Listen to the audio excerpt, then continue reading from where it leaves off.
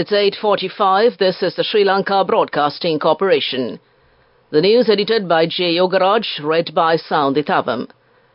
The President announced today that restructuring agreements were finalized with Sri Lanka's official creditors in Paris and with the Chinese Exim Bank in Beijing.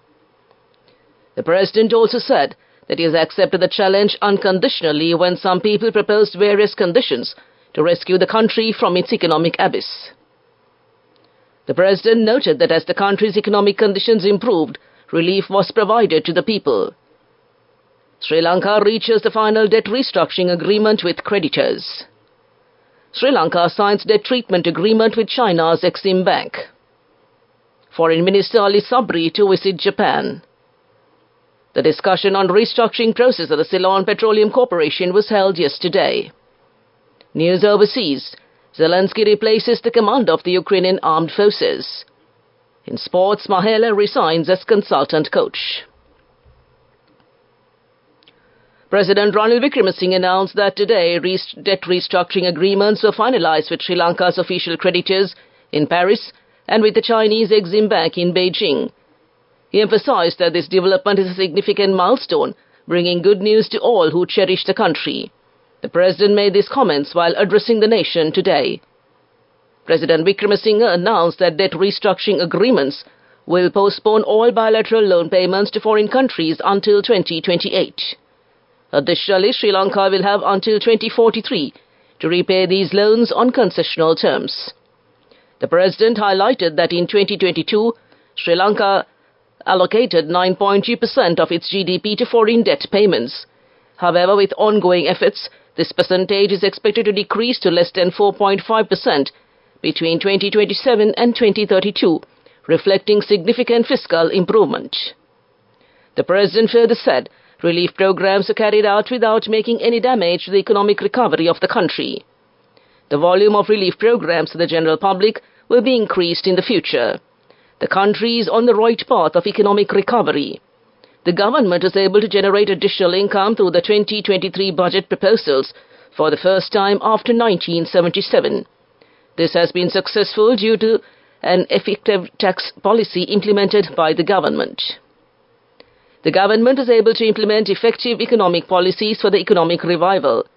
These fiscal policies are well accepted by the international community. As a result, Sri Lanka has now come out of bankruptcy. It is a major retreat to the country and the people. These effective policies have yielded fruitful results to the country. The President extended invitations to the other political parties to join hands in the journey of economic recovery. However, certain political parties criticize the government's policies and engage in confrontational politics.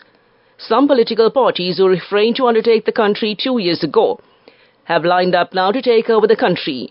The political leaders who don't have the courage to undertake a bankrupt country are now staging many slogans to take over the country.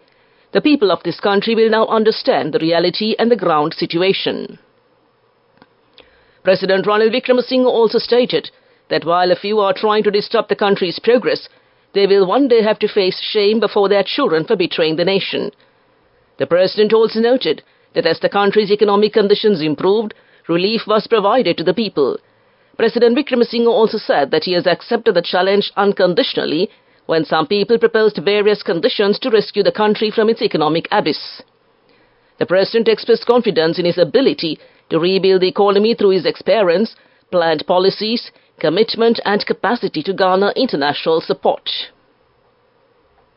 Sri Lanka has reached a final restructuring agreement for $5.8 billion of debt with its bilateral lenders, Official Credit Committee in Paris, France on Wednesday. This agreement grants significant debt relief, allowing Sri Lanka to allocate funds to essential public services and secure concessional financing for its development needs, the President's media division said. Quoting, "We are pleased to announce that the final agreement has been reached on debt restructuring between Sri Lanka and the Official Credit Committee on the sidelines of the Paris Forum 2024 in Paris, France," unquote. Sri Lanka's State Minister of Finance Shehan Semasinga confirmed. Quote, "Today we are also in the process of signing bilateral debt treatment agreements between Sri Lanka and the Export-Import Bank of China," unquote, he said in a post on X. On behalf of Sri Lanka, the State Minister expressed gratitude to the OCC chairs France, India and Japan, as well as the Export-Import Bank of China Exim for their leadership in this process, as well as all OCC members for their unwavering support. He also commended the OCC Secretariat for their dedication to finding a resolution to Sri Lanka's debt crisis and to achieve this significant milestone, which he said will enhance confidence in the country's economy and foster growth. Sri Lanka signed debt treatment agreements with the Export-Import Bank of China Exim in Beijing a short while ago to restructure $4.2 billion of debt, the President's media division said. The framework agreement related to this was signed between Sri Lanka and China in Colombo, Sri Lanka. This restructuring provides debt significant relief, allowing Sri Lanka to allocate more funds to essential public services and resume concessional financing for critical infrastructure development, the PMD added. The State Minister of Finance, Shehan Singha, also confirmed that Sri Lanka signed a debt treatment agreement with the Export-Import Bank of China to restructure $4.2 billion of its debt. Quoting, "This move is part of an ongoing effort to manage the country's financial challenges. The framework agreement for this debt treatment was signed between Sri Lanka and China in Colombo," unquote, he posted on X. He stated that this debt treatment agreement is a crucial step for Sri Lanka in stabilizing its economy and addressing its debt crisis. Meanwhile, the total value of debt restructuring agreements that Sri Lanka reached today with creditor nations, including the Official Creditor Committee and with the Exim Bank of China, is $10 billion. They will provide up to 92% relief on debt repayments during International Monetary Fund (IMF) Extended Fund Facility (EFF) program. This news broadcast comes to you from the Sri Lanka Broadcasting Corporation. Sri Lanka's Minister of Foreign Affairs Ali Sabri is scheduled to undertake an official visit to Japan from 1st July 2024. The official visit comes following an invitation extended by the Japanese Foreign Minister Yoko Kamikawa, according to the Foreign Affairs Ministry. During this visit, the Foreign Minister is scheduled to engage in bilateral discussions with his Japanese counterpart, which will focus on making further progress on the outcome of the latter's official visit to Sri Lanka in May 2024. Foreign Minister Sabri will also call on several other dignitaries, including the Chief Cabinet Secretary of Japan, Yoshimasa Hayashi, it added. The Foreign Minister will be accompanied by senior officials of the Ministry of Foreign Affairs of Sri Lanka. The Examination Commissioner General Amit Jayasundara said yesterday the results of the GC Ordinary Level Exam 2023 will be released within the next 10 days. He stated that efforts will be made to release the exam results within this week, and if it is not possible, the results will be released definitely within 10 days. The release of the results within a short period of 1.5 months after the end of the exam can be seen as one of the milestones of the educational system, he added. The examination was held from May 6 to May 15th.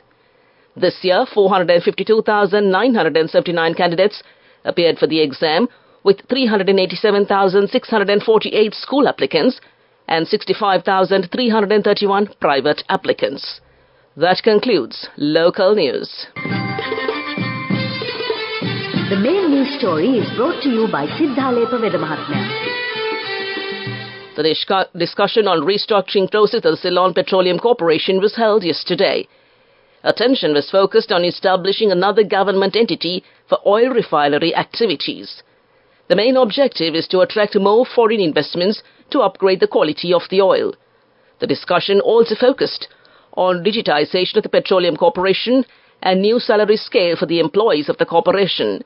Meanwhile, a progress meeting on research development of the oil tanks in Trincomalee was held yesterday under the chairmanship of Minister Kanchana Wijesekara.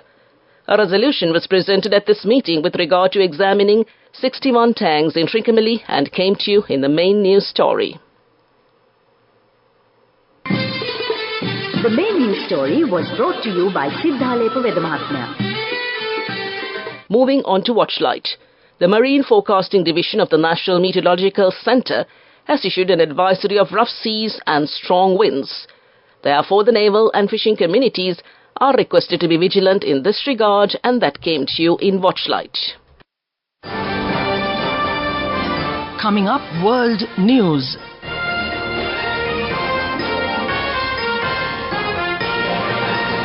Making headlines tonight, Zelensky replaces the commander of the Ukrainian armed forces. 3 people found at Mount Fuji crater confirmed dead. The Solomon Islands' new Prime Minister visits Australia for first international trip. The Ukrainian President Volodymyr Zelensky has replaced the commander overseeing the Ukrainian military's joint forces in the war against Russia. Zelensky announced in a video message on Monday that the post held by Lieutenant General Yuri Sodol would go to Brigadier General Andrei Notov. Zelensky did not give a reason for the replacement, but Ukrainian media reports say some units have been increasingly critical of the heavy losses sustained by the military under Sodol. The Japanese police have confirmed the deaths of 3 people who were found without vital signs at the crater of Mount Fuji. Officers were responding to a call on Sunday morning from a Tokyo resident who said she was unable to contact her 53-year-old husband after he went to climb Japan's highest mountain. The new Prime Minister of the Solomon Islands has visited Australia for his first overseas trip in office. It comes amid questions over whether the Pacific island nation will maintain close ties with China. Jeremiah Manele held talks with Australian Prime Minister Anthony Albanese in Canberra on Wednesday. Australia says they agreed to continue cooperating to provide high-quality infrastructure to the Solomon Islands. Back to the headlines of the world news. Zelensky replaces the commander of the Ukrainian armed forces. 3 people found at Mount Fuji crater confirmed dead. And the Solomon Islands' new Prime Minister visits Australia for first international trip. That concludes this bulletin of world news. Development news. Chongqing Airlines, an airline based in Chongqing, China, resumed direct non-stop flights from Chongqing to Colombo on Monday. The inaugural flight to Colombo arrived at 14:50 hours with 78 passengers and was welcomed with a celebratory water cannon salute upon arrival at the BIA. Further, the passengers were warmly welcomed by a traditional Kandyan dance performance sponsored by the Sri Lanka Tourism Promotion Bureau and presented with tea gift packs sponsored by Sri Lanka Tea Board. That came to you in development news. Moving on with sports news. Sri Lanka Cricket announced that Mahela Jayawardene, who served as the consultant coach of the SLC, has tendered his resignation with immediate effect. Jayawardene, during his tenure, helped implement significant changes to the structure of the national team ecosystem and the high-performance centre, it added. That's sports news. We take a look at business news next. Go ekak thiyana youth eකට life එකේ change එකට නියමෙට set වෙන්න ඇස් වහගෙන දැකපු හින හැබැ කරන්න youth එකට නියමෙට set වෙන friendship එක මෙන්න. The all-new NSB Ithru Mithru account, NSB IM, a plan for your dream. Business news, sponsored by National Savings Bank, the safest place for your money. Ashok Garments Private Limited, a leading manufacturer and exporter of superior industrial uniforms, has been recognized with the BWIO Excellence Award in the Garment Textile Industry Large Platinum category at the Business World International Awards 2023. The award was received by Ashok Garments founder and chairperson Ashoka Gunawardena at the award ceremony held at the Taj Samudra Hotel in Colombo on May 17, 2024. Established in 1987, Ashok Garments has built a reputation for delivering high-quality industrial apparel to a diverse clientele across Canada, the United States, the Middle East, Italy and the United Kingdom. That's business news, economic news to follow. Business news, sponsored by National Savings Bank, the safest place for your money. Go ekak thiyana youth එකට life එකේ change එකට නියමෙට set වෙන්න ඇස් වහගෙන දැකපු හින හැබැ කරන්න youth එකට නියමෙට set වෙන friendship එක මෙන්න. The all-new NSB Ithru Mithru account, NSB IM, a plan for your dream. On to economic news. The Ceylon Chamber of Commerce launched the Spark Youth Entrepreneurship Competition 2024, setting the stage for aspiring young entrepreneurs across the country to pitch their innovative business ideas and win big at the grand finale in September. Building on the success of its inaugural edition in 2023, which drew over 400 applications from across Sri Lanka, Spark 2024 continues to foster an entrepreneurial spirit among the country's youth, empowering youth ages 15 to 30 with the skills and resources to drive innovative solutions to social challenges. That came to you in economic news. Weather report. The Met Department says that showers will occur at times in the western, Sabragamo and northwestern provinces, also in Kandy, Norelia, Gaul and the Matara districts. Fairly heavy showers above 50 millimeters are likely at some places in the Sabragamo province, also in the Kandy and Norelia districts. Several spells of showers may occur in the Matale and Hamadara districts. Showers or thundershowers may occur at a few places in the Uva province and also in the Ampara and Patiklo districts in the evening or night. Strong winds of about 40 to 50 kilometers per hour can be expected at times over the western slopes of the Central Hills, the northern, north-central and northwestern provinces, also in Trincomalee, Hambantota and the Monoragla districts. This weather report was published this evening at 7:30 p.m. Further details could be obtained by visiting the official website of the department. To conclude this bulletin of news, a recap of the headlines. The President announced today debt restructuring agreements are finalized with Sri Lanka's official creditors in Paris and with the Chinese Exim Bank in Beijing. The President also said that he has accepted the challenge unconditionally when some people proposed various conditions to rescue the country from its economic abyss. The President noted that as the country's economic conditions improved, relief was provided to the people. Sri Lanka reaches final debt restructuring agreement with creditors. Sri Lanka signs debt treatment agreement with China's Exim Bank. Foreign Minister Ali Sabri to visit Japan. The discussion on restructuring process of the Ceylon Petroleum Corporation was held yesterday. Zelensky replaces the commander of the Ukrainian armed forces. And Mahela resigns as consultant coach. On that note, we conclude tonight's news broadcast, and now it's back to your host, Romesh, to take you to the end of transmission.